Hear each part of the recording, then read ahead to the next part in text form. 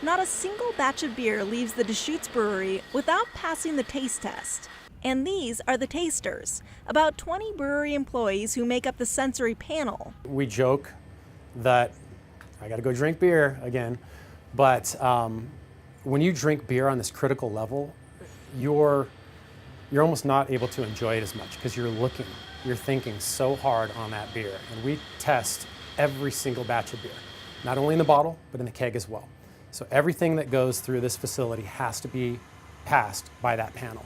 If you're chosen to be on the panel, you become a sensory analyst. They go through training every week. They're never like fully trained, so we're always practicing because it's you're using your senses, so it's one of those things that you got to keep working on to keep your skills up, I guess. The skill set?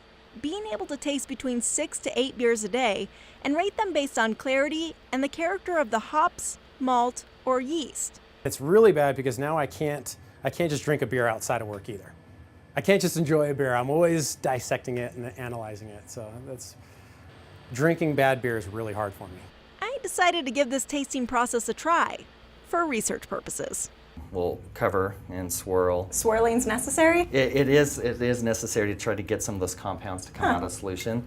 And some compounds you'll pick up with shorter sniffs, some with longer. So the important thing here is to be consistent. Are you always looking for just the normal kind of what you should expect out of a beer, or do they sometimes try and trick you and put something different in there to catch it? Yeah, and so that's a great question. So a really great thing about sensory is that feedback loop, because in the laboratory we get a lot of analytics on the beer, but we don't have an instrument that can really replicate what the humans perceiving in their tasting experience. So our sensory panel is trained to say this is what fresh squeeze should taste like. All these attributes that we deem that make fresh squeeze what it is should be at these levels. Yeah, that you want in it. Yep. So we're looking at that, but our sensory coordinators are constantly keeping us on our toes by either sampling or spiking samples with some off flavors, some which aren't very pleasant at all. The panel points out flavors like metallic or an aroma like cat urine. Yes, really. So you don't have to. The ultimate goal? Fix any problems with the beer before it reaches the customer.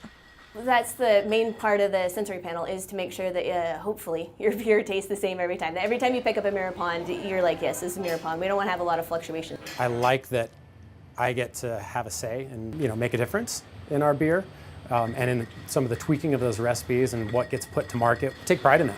It's pretty cool.